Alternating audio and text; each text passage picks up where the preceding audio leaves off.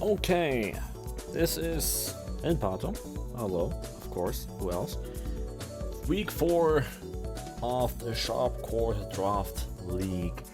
This is the team building video for the overheating Charizards, whose team captain Vpron has dropped out and has now been replaced by Slap. Yeah, so let me just get right in. Immediately, something to note is that Great Tusk and Masquerada were not originally on Vpron's team. As Slap has taken over, he was allowed to swap 2 Pokemon, and he has given up Rotom Wash for Great Tusk and Ralloon for Masquerada. Bit unfortunate for me because it means the team building was a bit more tricky, but I feel like I've done a good job. Other than that, it's the Salamence, Gengar, Lucario, Goodra, Charizard, of course. Its team name is Overheating Charizards, kind of appropriate, even though it's Vpron's name, not the Vpron came up with the name, not Slap. Lycanroc, Dusk, threatening physical attacker, Bronzong, Palossand, it's Skuntank. Very fast, that team, I gotta say. Bronzong and Palossand are the only ones that, like, where speed was not really any consideration while it was team building. Even like Goodra, I like paid attention to make sure I, still outspeed in under various circumstances. Slap has gone on record to say this team is bad. I'm not gonna use the actual word here because that would probably get me censored in some way. I can understand why. He has some big, huge monsters and like single swords, but they mostly do the same thing. Like he has multiple Pokemon for the same role, but like for defensive Pokemon, he only really has Bronzong. So it's very limited to what he can. Akira, shut up. Very limited to what he can do. So scared because specifically these two in front here, Great Tusk and Masquerada, big threats, but not invincible. So this is what I've come up with. Version 1.2 doesn't mean I haven't put as much work into it as any other teams. It just means that the first lineup of Pokemon was the one I just kept going with. For instance, if I change a team member, I increase the version by 1. If I change a moveset or spreads, I change it by 0.1. I haven't really made that many changes, and the one change I have made to the moveset, I've all done in one go, so it doesn't really matter. Okay, let's go over the Pokemon and the general strategy. Actually, general strategy I can pretty much just skip because it is, as usual, bulky attackers behind screens and break holes. That's kind of what my draft is designed to do. That's why I drafted the Pokemon I drafted. Glide is an agility sweeper, once again, like I pulled against Calling. This time I went with Aqua Cutter, Ice Punch, and Cycle Cut with type of water. Aqua Cutter on a stab is a very spammable attack, especially since its sharpness boosted. Agility will make me outspeed pretty much everything that Slap has that has a Scarf, with the exceptions of Masquerada, obviously, Gengar, and Lycanroc. Lycanroc is not gonna run the Scarf because you choice ban that thing. Masquerada could be running a Scarf, but at that point it's not gonna do much against Glade if I'm behind a Reflect. It does have Protein, which we're gonna have to watch out for, but it doesn't have the best of defenses, 76, 70, 70. Gengar is most likely going to run the Scarf out of these 3, if any of them run the Scarf. But Gengar, if Gengar runs the Scarf, it usually does it with Trick to like give it to the opponent, which I'm gonna have to play around. If I do it well, I have a really funny situation that could happen where I agility boost and I have a Scarf tricked onto me next turn. As long as I don't click agility the same turn he has Gengar in, I should be good. Because if it tricks me a Scarf, I already have agility boost, then not even Masquerada is going to outspeed me. I mean, I would prefer to not have it because I picked these moves to switch in between. Aqua Cut as a general stab, Ice Punch for Salamence, and Gudra, Psycho Cut for Great Tusk, and I don't know, Lucario, I guess. As long as Aqua Cutter is neutral, I'm gonna click Aqua Cutter. Clear Amulet, because I very much expect his elements to run Intimidate. Slap has a lot of Pokemon experience. I'm not entirely sure how much. I'm willing to say he has the most in the entire draft, even more than Bowman or me or Bleb. Bowman has roughly the same as me, a bit more. I'm not sure about Bleb, but I feel like Slap has a bit more than Bowman and me, even Bowman. So I feel like he's gonna run Intimidate elements just to stop Gallade and Haxorus, which is why I'm running Clear Amulet, which just completely prevents Intimidate from lowering my stat. So that's, you know, good. Low kicks, Silver Powder. Yeah, I'm already on the item slot. I'm not running Choice Band. I plan to feint that on, to make him think I play Choice Band and think he gets free switch after I click First Impression, because he knows he can get that. The other people, I kind of thought I could get away with giving them a free switch without too much trouble. I can't do that with Slap. So I really intend to trick him by running Silver Powder First Impression, U-turn for momentum afterwards, Throat Chop to his Gengar, Axe Kick for the Lucario, or Masquerada. I've calced Tinted Lens damage on Masquerada with Protein active, I've done that, and with Silver Powder I kept that in mind. Then we have Grimmsnarl. It's Grimmsnarl. Moving on. Rotom Heat is... It suggests fast special sweeper, but I went with bulky wall.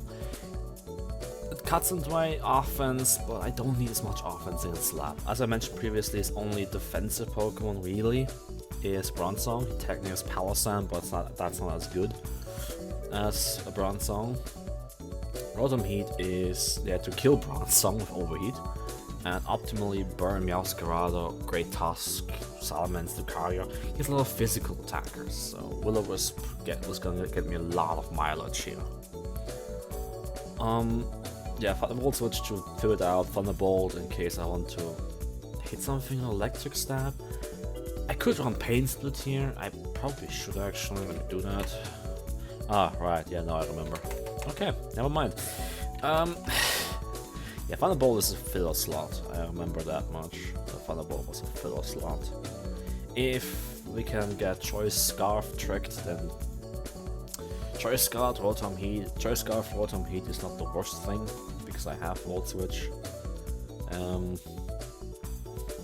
So that's... I guess I could run Trick to potential like counter trick something, but that's like getting way too gimmicky for someone like Slap.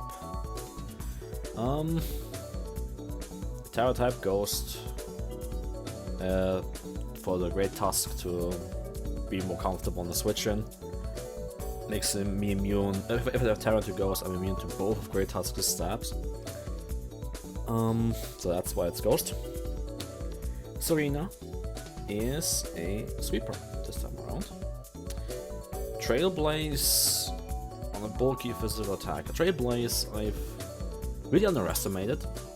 I noticed that in the first draft game when I kept breaking Garchomp's substitute, where I really didn't notice how much Trailblaze actually does in terms of damage. It's not too much, it's still 50 base power, but it's enough. Especially if the main type I want to go with Serena is Fairy. A fast Fairy is the biggest problem that Slap's team encounters. If we like look over here, Great Tusk is weak to Fairy. Meowscarada, if it hasn't protein anything yet, weak to Fairy. Salamence, weak to Fairy. Gengar isn't weak to Fairy. Lucario is neutral to Fairy. Gudra's weak to Fairy. Charizard is resistant to Fairy. And yeah, Charizard is the biggest problem. Sorry, gotta admit, but like Lycanroc gets killed by a jump kick. Bronzong is also a bit of an issue, but it's for most of my attackers. That's why we have Rotom, Palisand dies to Trailblaze repeatedly, and Skuntank doesn't have the bulk to withstand. Like, it's neutral to Fairy. For the Gengar, I have Fling on here. I was toying with the idea to go Terra Blast Ghost, which would also allow me to hit the Bronzong better, but Stab Play Rough just does such a huge number on Slap's team that I couldn't pass this opportunity up. Especially if I can get a couple, like 2 or 3 speed boosts off with Trailblaze. I'm gonna outrun most of the team. Fling, in fact, does one-shot Gengar with Assault Vest, which is base power 40. 40 base power, Dark type, non-stab. Yeah, it is actually. I think I mentioned this before against Chariel and the Cerulege. It's the only Dark type stab Serena has. It lost Knockoff, it lost. I don't know what else it had. I haven't used Serena much before, so. But yeah, Fling. I could also go with U-turn to be absolutely fair. But I decided that Serena should be a win condition. Like, all of these, Glade, Serena, and now Haxorus, are win conditions. They don't have to be the win condition, but they all can be. That's the point. Yeah, Haxorus also has Clear Amulet, for the same reason Glade has it. Mold Breaker allows me to go through Haxorus. Bronzong's Levitate, so I can click Earthquake. I actually omitted Earthquake. Right, yeah, I had Earthquake originally. Why did I have Mold Breaker again? I have Mold Breaker for something. I guess Gooey, I suppose. No. At this point I probably can just change it to Unnerve. Yeah, I'm gonna change it to Unnerve because I don't need Mold Breaker. Dragon Claw for Stab, because I don't necessarily want to Terrasilize Haxorus only if Serena faints, and even then Glade is my preferred Terra target. Dragon Dance, because it's, you know, Shadow Claw to hit Bronzong. Haxorus can deal with Bronzong, the best out of these 3. And Iron Head for... Okay, I built this team like days ago, and I was sick in between. I don't remember all of the choices I made and why I made them. I think Iron Head, besides hitting Lycanroc super effectively, which I outspeed after one Dragon Dance, and just being neutrally always good against most of the Terra types Masquerada goes into, allows me to have a stab after Terraring into Steel. Which, you know, is a great defensive typing for anything but the Great Tusk. But Great Tusk I outspeed, and one shot in return after one Dragon Dance. If Haxorus... Actually, no. Well, here's the point. Each of these has like one big Pokemon that they will struggle to stop. Serena struggles with Charizard and Bronzong. Haxorus struggles with Great Tusk. Glade is going to have issues with Bronzong as well. Like, that's the point. Like, that's not the point. It's unavoidable to a certain extent that all of these are gonna have some issue here. That's what makes a balance. Otherwise, they would be Ubers or something. I don't know. But the team is equipped to deal with these annoyances. Let me put it this way. Besides, I don't really have that many options. I considered Sandaconda for a while, but overall Sandaconda doesn't do too great to Masquerada, specifically since that just ignores defensive boosts from Coil. It can't touch Salamence at all. Actually, Stone Edge, I'm wrong, sorry. Sandaconda is great, but Masquerada just bodies it way too hard, and Bronzong, that was the one, stops it. It dead ends tracks. Like, it can't get past Earthquake. Stone Edge isn't going to hit it, and I want Rest and Coil for the setup. Of Shedskin. Like, that's what makes Sandaconda great on this kind of level of player. So yeah. That's the team. I need to be careful about offensive momentum. I cannot lose it. If Slap gets the offensive momentum, then I'm gonna be in trouble, specifically if he brings Tailwind. He also used Trick Room, Bronze Song with Body Press and Iron defense before and swept someone with it. That is something to be careful about. Another reason why Rotom Heat is defensively invested. I have taken into consideration everything that I reasonably could. If we lose this, if this is truly the first loss of the Bachelor Bastiodons, I will not be surprised. Slap is one of my top candidates for the top 4 spots in the league. The other two are Blap and it used to be Bowman, but Bowman has lost 2 of the 3 games he played so far. And he has Dragon Pulled. And Graphite Eyes, I'm not sure what's happening there. C1? Can't explain. But yeah, let's leave it at what it is. I'm gonna sign out for now. Slap is probably gonna DM me in a second, saying he's ready. We agreed to between 7 and 8. It is 7:30.